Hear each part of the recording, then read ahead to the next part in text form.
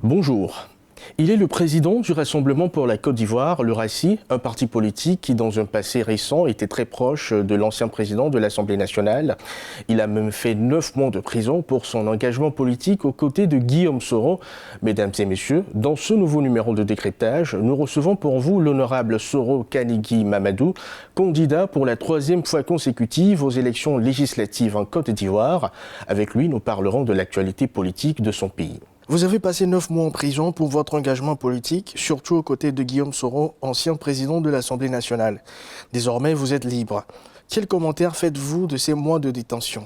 Je pense que j'ai fait 9 mois en prison pour rien. Mais je considère que c'est la vie. Donc, je ne me concentre pas sur cette période de ma vie, je vais aller de l'avant. En ce qui nous concerne, notre équipe, je crois que c'est le député Alain Loboyon qui est encore en détention. Vous pouvez savoir que notre prière, c'est qu'il puisse recouvrer le plus rapidement la liberté. Bon, écoutez, je pense que ce sont des dossiers de justice. La justice fait son travail et mon plus grand souhait serait que tous ceux contre qui la justice n'a pas grand-chose puissent recouvrer la liberté. Voilà, c'est ce que je peux dire. Parce que c'est vrai, il y a la politique, mais il y a aussi la loi. Donc je n'ai pas l'envie de dire bon, tous ceux qui sont politiques doivent être libérés. Mais néanmoins, je pense que la justice doit faire un effort pour que ceux qui sont innocents puissent le plus rapidement retrouver la liberté. Mais cela par l'accélération des procédures surtout. Vous êtes désormais en alliance avec le RHDP, parti au pouvoir pour les législatives. Et pourtant, vous étiez opposé à un moment donné à ce parti. N'avez-vous pas trahi vos camarades soroïstes? Je n'ai pas d'arrangement avec le pouvoir. Et pour moi, je ne cherche même pas à m'expliquer par rapport à ça. J'ai fait mes choix politiques comme tout le monde. Quand j'ai décidé, moi, de créer le RACI, et de basculer dans l'opposition, ce n'était pas par arrangement. Donc quand je décide de soutenir le pouvoir, quand quelqu'un dit c'est un arrangement, c'est son problème. Moi, je n'ai pas de problème avec ça. J'ai dit sur plusieurs chaînes de certains de vos collègues que mon plus grand souhait serait que Guillaume Soro ouvre le dialogue avec le président de la République. C'est un jeune Ivoirien qui a connu un parcours politique brillant, ça il ne faut pas le nier, et il faut l'encourager à aller dans le bon sens. Et pour moi, le bon sens serait qu'il renoue le dialogue avec le chef de l'État, surtout dans l'intérêt de la Côte d'Ivoire.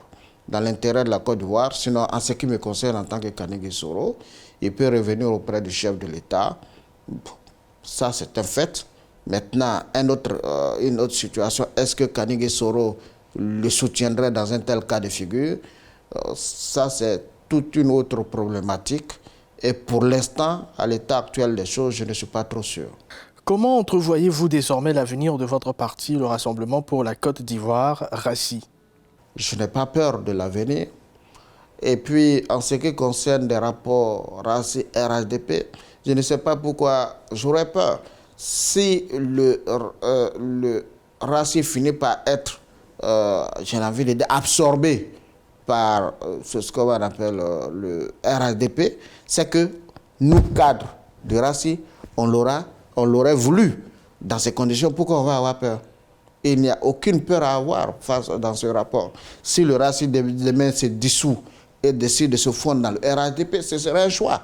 Si avec quelque chose comme on appelle la direction du RHDP, on décide de rester un parti politique et travailler en alliance avec le RHDP, ce sera aussi un choix politique. D'ailleurs, ce sera un choix politique qui ne sera pas fait sans l'avis du chef de l'État. Moi, quand j'ai rencontré le chef de l'État, je lui ai dit que j'ai commencé ma carrière politique à côté de lui. À un moment donné, jeune Africain que je suis, attaché à certaines valeurs, je m'étais un peu détaché. Mais quand moi-même, je me suis aperçu que dans notre pays, en réalité, il n'y a pas d'alternative politique actuellement, j'ai décidé de revenir auprès du chef de l'État et d'apprendre. Je ne suis pas pressé. Donc, quelle que soit la forme que ça va prendre, on va avancer avec le chef de l'État. Quelle lecture faites-vous des législatives prochaines, dont vous-même êtes candidat pour la 3e fois? Pour moi, les législatives sont la deuxième circonstance qui permet de mesurer les rapports de force au niveau du jeu politique en Côte d'Ivoire. Et il faut le faire dans un cadre apaisé pour montrer la maturité de notre peuple. Si vous voyez que je suis candidat, ça veut dire que j'ai le soutien de mes populations. Et si les populations me choisissent à nouveau, ça veut dire que je fais l'affaire de ces populations. C'est comme aujourd'hui, le peuple de Côte d'Ivoire a donné un 3e mandat à Alassane Ouattara, malgré ce que les gens peuvent dire. Alors, quand un peuple soutient un acteur politique, le reste, comme quelqu'un l'a dit, c'est du flafla. Considérez que je suis le premier député élu déjà. À quand le renouvellement de la classe politique ivoirienne quand on voit encore l'ancienne plus active que jamais sur la scène politique? Notre génération n'est pas du tout prête. Elle le démontre à travers sa démarche, à travers son organisation, à travers sa communication. Notre génération n'est pas du tout prête. Et ma sensibilisation serait que nous puissions humblement nous mettre à la disposition de nos aînés pour que nous puissions avoir la meilleure formation nécessaire pour construire la Côte d'Ivoire de demain. Je pense qu'au même moment où nous voulons de bonnes choses pour notre peuple, pour notre pays, mais nous avons la grande responsabilité de faire en sorte que notre processus en allant vers le sommet du pouvoir ne soit pas une angoisse pour notre peuple, pour les partenaires de notre pays et pour l'opinion internationale. La génération du président Ouattara, le président Gbagbo et le président Bédié, qui, quoi qu'on dise, est une génération qui a quand même pu produire des hommes politiques d'un certain niveau de responsabilité. Il faut que nous puissions, nous, notre génération, aller doucement à l'école, leur expliquer que notre plus grande volonté, c'est de les voir sortir du jeu. À la réalité, c'est ça. Qu'on soit à l'intérieur du RADP ou qu'on soit dans d'autres partis politiques, la volonté de la nouvelle génération ivoirienne serait que les elders sortent du jeu.